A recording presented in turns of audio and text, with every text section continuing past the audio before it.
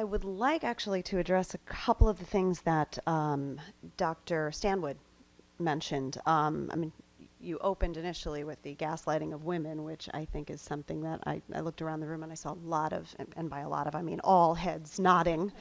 But when you came back, I, I wrote the quote down so I wouldn't forget it, supposed to suffer.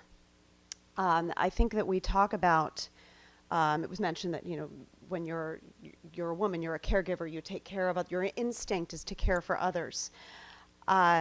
It was actually through an extraordinarily painful attempt at an IUD insertion when I began to go into shock.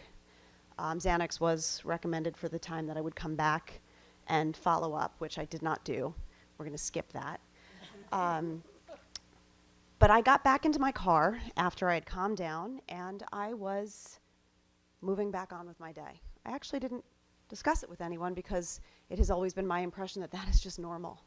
And it wasn't until my daughter told me that she had had a very painful procedure that I suddenly went, oh, well, that's not okay. That's not acceptable. And I think that, we have been taught, you talked about, Dr. Stanwood, you talked about it's ingrained in medical education and practice. It's ingrained in womanhood to suffer.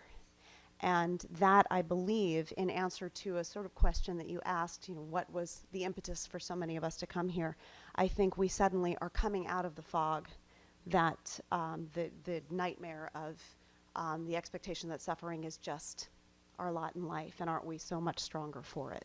So I certainly do not speak for all of the legislators who have come together, but I do recognize that as a theme as we have this conversation.